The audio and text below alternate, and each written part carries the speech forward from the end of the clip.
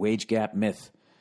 Dear Billy Baru, I was one of the fortunate audience members of your epic terrorist performance. You crushed it, in my opinion. Thank you very much. He said the wage gap statistic.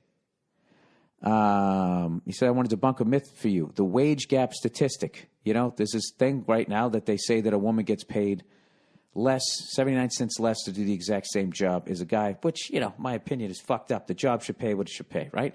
So this guy says the wage gap statistic that you hear about all the time is simply the average earnings of men and women working full time.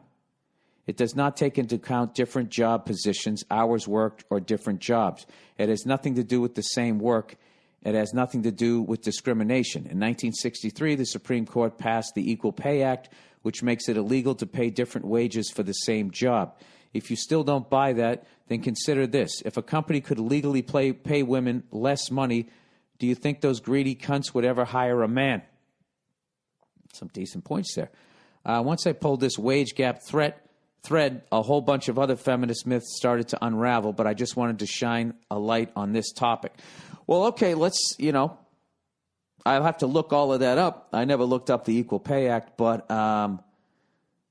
if they're still able to make the numbers work, then wouldn't that say that guys get the better high-paying jobs? Then does it become that? I'm just asking. All right? That's what I would guess. So, I don't know. Evidently, I have some reading to do, and I think a lot of feminists do, too, that just jump on the bandwagon. I'll look up the Equal Pay Act.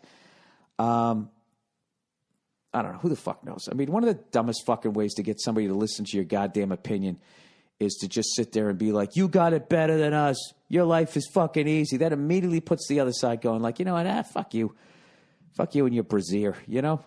My fucking life's easy. I just dealt with this, and this. You know, it just puts people into that mindset.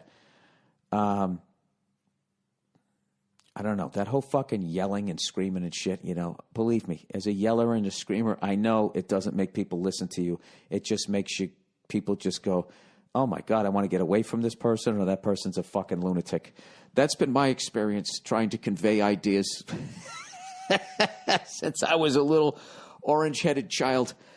I don't know what's going on, okay? At the end of the day, the job should pay what the job pays, and the best person should get it. But sadly, that is never going to happen, because there's always going to be the boss's son, there's always going to be the hot chick, there's always going to be the racist, the homophobe, the person who comes in with the southern accent, and you're up north, or vice versa, and somebody's mentally still fighting the war, or think southern people are stupid.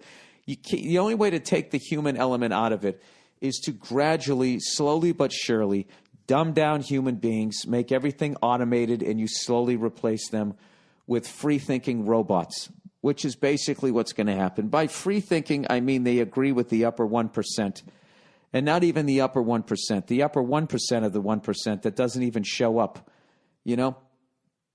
There's a lot of, you remember all the blue blood money, and everybody kind of knew how much money they had, and now they all say that, oh, they gave away a lot.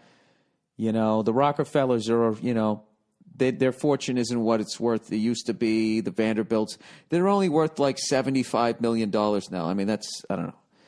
There's all these stories out there that there's families that are so fucking big and powerful, they're above any sort of borders. And they fucking, you know, when they travel by yacht, it's like their little navy. And they just, I love conspiracy theory, and they just float around. They pull up to the dock, and the countries just come out and give them bags of gold, and then they just disappear. It's like Waterworld, except, you know, without the, you know, I don't know, except they still have all the amenities because the world hasn't flooded over yet. Does that make any sense? You know, I think that's as good a spot to stop as any.